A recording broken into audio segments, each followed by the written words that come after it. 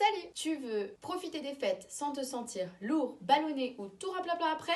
Bouge pas, t'es au bon endroit. Aujourd'hui, on va voir ensemble comment tu peux gérer ton alimentation avant, pendant et après les fêtes. Reste bien jusqu'à la fin parce que je suis sûre qu'il y a des conseils auxquels tu n'as pas pensé et n'oublie pas de mettre un petit pouce bleu si cette vidéo t'a aidé. C'est parti! Avant les fêtes, tu dois simplifier ton alimentation.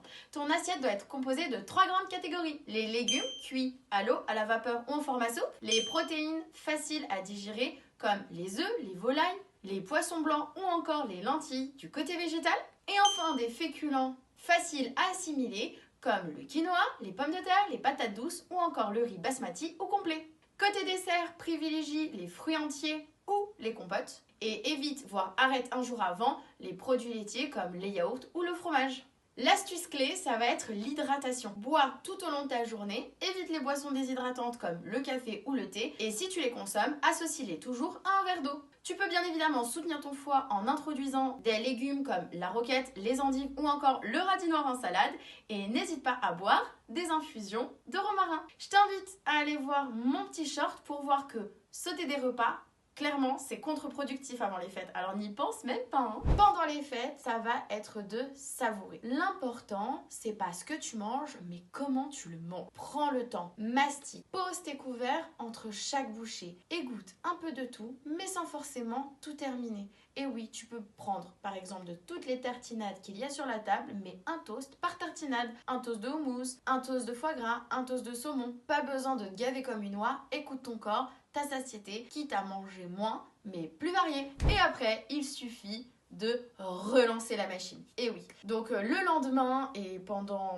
2 à 3 jours, privilégie les bouillons, les soupes, les purées, les compotes. Des fibres simples à assimiler pour ton corps. Ne supprime pas les féculents, mais fais comme avant. Prends des féculents simples à assimiler pour ton corps comme les pommes de terre, la patate douce, le quinoa ou le riz complet ou basmati. Et privilégie encore une fois les protéines simples à digérer comme celles que je t'ai dit au début de la vidéo. Mais vraiment, après les fêtes, il faut relancer la machine et pour la relancer, il faut lui donner des choses simples à assimiler et pas trop d'ingrédients. Mets 2 à 3 légumes différents dans tes repas et privilégie toujours la mastication et la régularité. Essaye aussi d'avancer l'heure de ton repas du soir. Ton foie travaille la nuit et donc forcément, si tu manges trop tard et qu'en plus il a été surchargé pendant 2 à 3 jours de fête, forcément, si tu en plus ton dernier repas de la journée est tard pendant les jours qui suivent les fêtes, forcément il aura du mal à récupérer. Donc pour qu'il récupère au mieux, essaye de faire tout ça et tu verras, je pense que tu te sentiras déjà beaucoup mieux. Ce qu'il faut absolument ne pas faire, ça va être de faire des détox de l'extrême avant et après les fêtes, te culpabiliser. Ton corps, il n'a pas besoin d'être puni, mais d'être